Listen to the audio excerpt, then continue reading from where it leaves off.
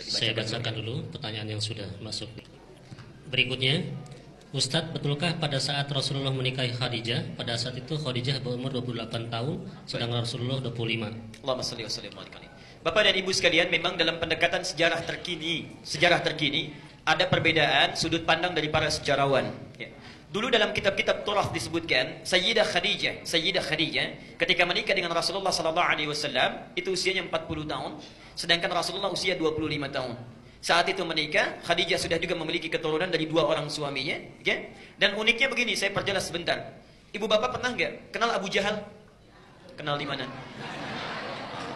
Tahu ya? Baik. Yang ingin saya sampaikan, kenapa kemudian orang ini disebut dengan Abu Jahal, Amr bin Hisham, namanya Amr bin Hisham.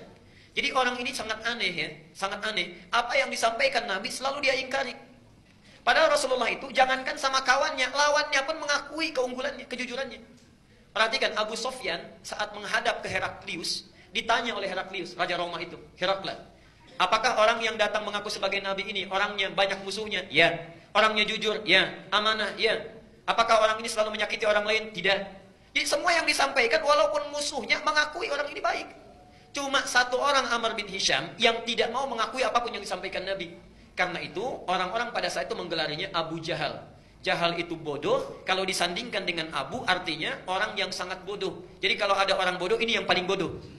Lawannya aja mengakui, kok orang ini tidak gitu. Kenapa? Ternyata, mohon maaf, dia punya motif. Waktu mudanya dalam satu kisah, tapi perlu diverifikasi, nanti barangkali Ustaz Khalid memperdalam lagi. Jadi saat muda, Nabi suka berolahraga, bergulat dengan Amr bin Hisham, dia dikalahkan. Saat kalah cedera, ya, keseleo ototnya, di situ punya hasrat ingin membalas kekalahan itu. Saat itu belum terjadi, nah ini sambungannya. Wafatlah suami dari Khadijah yang kedua, Amr bin Hisham ingin menikahinya.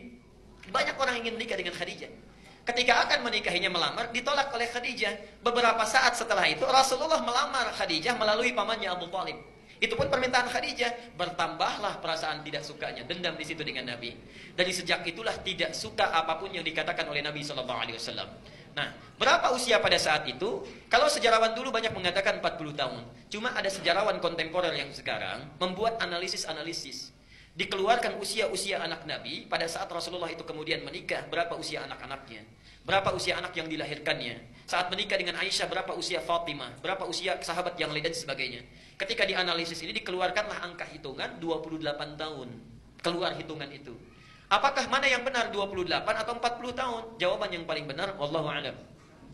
Ya, wallahu a'lam. Ya. Apakah 28, apakah 40 tahun? Karena ada kaidah dalam ilmu tarikh, baik yang tercantum di dalam Al-Quran ataupun di dalam hadis, kalau di dalam satu peristiwa tidak disebutkan dengan jelas data-datanya, artinya jangan capek mencari data peristiwanya, tapi yang diinginkan mencari hikmah perjalanan hidupnya. Antum nelusuri sampai kiamat kurang 2 hari, berapa lahirnya Khadijah, manfaatnya apa? Tidak ada manfaatnya. Lebih baik diteladani bagaimana cintanya kepada Nabi, bagaimana kasih sayangnya, bagaimana. Buka Al-Bukhari nomor hadis yang kelima. Al-Bukhari nomor hadis yang kelima. Maaf agak panjang sedikit Ustaz Iman karena ini menarik ini. Jadi Rasulullah menerima wahyu di mana? Gua Hira. Satu kali di awal-awal masa Islam, saat ke Gua Hira wahyunya enggak turun, belum turun. Subhanallah, saat turun dari Gua Hira siang bolong, siang-siang, tiba-tiba ada yang manggil, "Muhammad, Muhammad." Lihat kanan enggak ada orang, kiri enggak ada orang. Ke belakang nengok sepenuhnya karena kalau Nabi dipanggil berbalik itu enggak begini. Nabi kalau dipanggil berbalik sepenuhnya. Jadi mulai saat ini yang belajar sunnah Nabi kalau dipanggil itu nengoknya jangan cuma begini, berbalik sepenuhnya.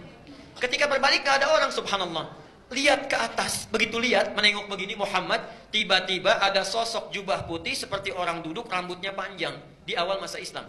Saya ingin tanya, kalau Pak Johan keluar dari Al-Ihsan ini siang-siang, Pak Johan, kanan gak ada, kiri gak ada, belakang gak ada, di atas ada yang kayak duduk jubah putih, rambut gondrong, apa yang dilakukan?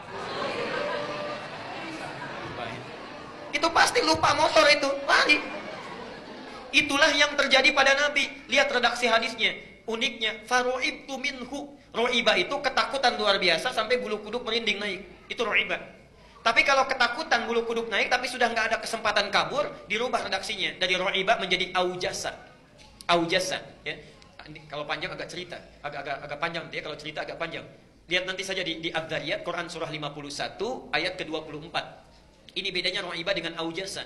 Jadi Nabi Ibrahim malam-malam kedatangan tamu Bapak Ibu sekalian. Tamunya bukan 1-2 orang, banyak. Dan hebatnya, mohon maaf, saya ingin tanya dulu sebentar. Kalau kita nanti insya Allah tengah malam, kedatangan tamu malam-malam, jam 1. Assalamualaikum, Assalamualaikum. Dibuka nggak? Itu bedanya kita dengan seorang Nabi. Oke, sekarang begini. Taruhlah kita berani untuk melihat, diintip dulu. Begitu dibuka jendela sedikit, kelihatan yang datang agak banyak orang, jubah putih, rambutnya panjang. Dibuka nggak? Tengah malam. Perhatikan hebatnya Nabi Ibrahim. Hal ataka hadithu dhaifi Ibrahim al-mukramin. Pernahkah engkau dengar kisah tentang Nabi Ibrahim dan tamu-tamunya yang dimuliakan itu? Idh dakhalu alaihi, ketika datang bertamu malam-malam hari, faqalu salama, mengatakan assalamualaikum. Apa jawab Nabi Ibrahim? Tidak ada prasangka buruk, dibuka dijawab salam, alaikumsalam. Nggak ditanya, Bapak dari mana? Ada keperluan apa? Dilihat qaumum munkarun. Ini orang-orang dari jauh kayaknya capek, lelah, nggak usah banyak ditanya. Dipersilahkan masuk, langsung istirahat. Tidak cukup sampai di situ, saking baiknya. Karena itu disebut dengan Ibrahim dari kata Abun Rahim, seorang ayah yang sangat penyayang. Faragha ila ahlihi, datang kepada istrinya Sarah yang sedang ada di dapur, bertanya, "Ma, kita punya menu masakan terbaik apa untuk tamu kita malam ini?" Dikatakan belum ada yang istimewa kecuali lembu itu belum disembelih. Subhanallah. Disembelih dulu, dimasak dulu jadi gulai. Faja'a bi'idlin samin, lalu datang dihidangkan dengan gulai yang sudah di hadapannya itu, kambing muda, maaf sapi muda. Apa yang terjadi? Subhanallah. Qala ala ta'kulun. Tapi tamunya nggak pernah nyentuh makanannya, diam aja dilihatin. Karena penasaran, Nabi Ibrahim melihat dari atas sampai ke bawah. Begitu di atas dilihat sampai ke bawah, kakinya nggak napak dengan lantai. Lengkap sudah ya? Baik. Baju putih, rambut gondrong, banyak kan? Datang, makanan nggak disentuh, kaki nggak napak dengan lantai. Kalau antum dalam situasi seperti Nabi Ibrahim, apa yang dilakukan? Itu sudah tidak ada peluang untuk kabur. Tidak ada. Karena itu kalimat Qur'annya bukan ru'iba, fa'aujasa minhum khifah. Takut luar biasa, tapi sudah tidak ada peluang untuk meloloskan diri. Qalu la takhaf, orang-orang itu berkata, kamu jangan takut. Wa basyaruhu bi ghulamin alim. Dibalas kebaikan Ibrahim itu dengan jamuan yang hebat. Mereka ternyata malaikat yang sedang menyamar, dibalas dengan dianugerahkan doa yang selama ini dimohonkan belum terkabul. Sarah dijadikan bisa mengandung, diberi kabar akan melahirkan anak laki-laki yang sangat cerdas. Dialah Ishak. Kenapa anaknya cerdas? Karena akan diutus kepada umat yang pintar tapi bandel. Itu ya. Nah, apa hubungan dengan Khadijah? Rasulullah kan tadi gemetar. Bulu kuduknya itu naik, merinding, tapi masih punya kesempatan lari. Itu lari, datang kepada istrinya.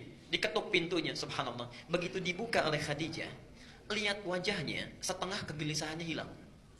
Baru melihat wajahnya, Khadijah, setengah kegelisahannya hilang. Belum cukup itu, terlihat suaminya gemetar, minta dibawa ke kamar. Sampai ke kamar, dia berkata, Rasulullah berkata, Zammiluni, tolong selimuti saya, selimuti saya. Diselimuti oleh Khadijah. Saat itu dikatakan, mendengar ucapan Khadijah, hilang semua kegelisahannya. Duhai suamiku sayang, engkau itu orang baik, selalu menolong orang, tidak pernah memutuskan silaturahim, tidak ada orang yang akan jahat kepadamu. Yakinlah saya selalu bersamamu dalam suka ataupun duka. Khadijah mendengar itu tenang, Nabi tentram, hatinya hilang kegelisahannya. Saat itulah turun surah Al-Mudaththir. Ya ayyuhal mudaththir, qum fa'anzir wa rabbaka fakabbir. Jadi kalau ibu ingin mencari tentang Khadijah, jangan dicari tentang hakikat yang tidak tampak, cari keteladanannya. Karena hikmahnya Nabi menikah dengan lebih dari 4 istri, ternyata semua perempuan yang dinikahi Nabi itu mewakili karakter perempuan di muka bumi ini. Coba ibu cari kira-kira mirip siapa? Apakah Khadijah? Aisyah? Zainab? Kalau Zainab saya kira agak jauh ini ya. Baik. Ummi Kulsum dan sebagainya. Itu ada semua, dari yang paling perhitungan sampai yang paling cemburuan ada. Tapi hebatnya setelah menikah dengan Nabi diarahkan kepada yang positif. Yang perhitungan tadi yang ngitung dunia jadi ngitung akhirat.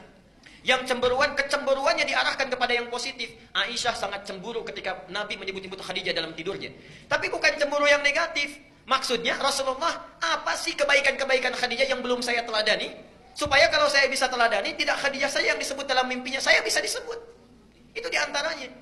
Ditolong ibu temukan kira-kira mirip siapa. Kalau suami punya masalah pulang ke rumah masih belum selesai masalah, ketika buka pintu, artinya masih jauh dengan Khadijah itu.